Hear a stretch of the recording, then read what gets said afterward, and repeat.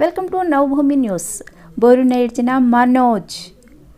మంచు వారి ఇంట జరుగుతున్న రచ్చ తెలుగు రాష్ట్రాల్లో హాట్ టాపిక్గా మారింది. గడిచిన 3 రోజుల్లో ఈ వ్యవహారం మరింత ముదురుతుందే తప్ప ఒక కోశాన రావడం లేదు. మంగళవారం నాడు జరిగిన గొడవ కంటిన్యూగా ఇవాళ మరో కీలక పరిణామం చోటు చేసుకుంది. తాజాగా మీడియాతో మాట్లాడిన మంచు మనోజ్ కీలక వ్యాఖ్యలు చేశారు. అనవసరంగా తనపై ఆరోపణలు చేస్తున్నానన్నారు. తన భార్య గర్భవతిగా ఉన్నప్పుడు అనేక బాధలు అనుభవించానని మనోజ్ చెప్పుకొచ్చారు. తన నాన్న స్నేహితుడు చెప్పడం వల్లనే తిరిగి ఇంటికి వచ్చానని వివరించారు. ఇలాంటి రోజు వస్తుందని ఏనాడు ఊహించలేదన్నారు. నాన్న తరపున క్షమాపణలు కోరుతున్నట్లు మనోజు ప్రకటించారు. ఈ సందర్భంగా మనోజు కన్నీటి పర్యమంతమయ్యారు.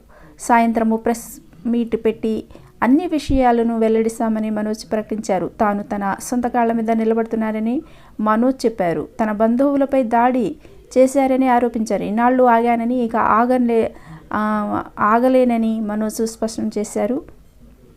మీడియాతో మాట్లాడుతూ భావోద్వేగానికి గురయ్యారు మనోజ్.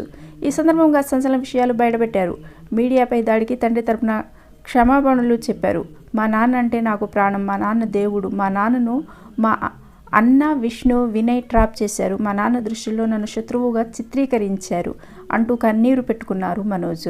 తాను ఏ తప్పు చేయకపోయినా తన వ్యక్తిగత జీవితాన్ని బయటపెట్టారని ఆవేదన వ్యక్తం చేశారు. ప్రేమించిన అమ్మాయిని పెళ్లి చేసుకున్నానని అందులో తప్పేంటని మనోజ్ ప్రశ్నించారు. 10 మంది కోసం నిలబడ్డానని అందుకే తాను చెడ్డగా మారానని మనోజ్ ఆవేదన వ్యక్తం చేశారు. కుటుంబం కోసం గుడ్డుగా కష్టపడ్డానన్నారు. పని చేసినందుకు ప్రతిఫలం కూడా అడగలేదన్నారు. ఈరోజు తాను ధైర్యంగా పోరాడకపోతే పెద్దయ్యాక నా పిల్లల ముందు తల ఎత్తుకోలేనని అన్నారు. అమ్మ హాస్పిటల్లో అడ్మిట్ అయిందని అబద్ధాలాడారు.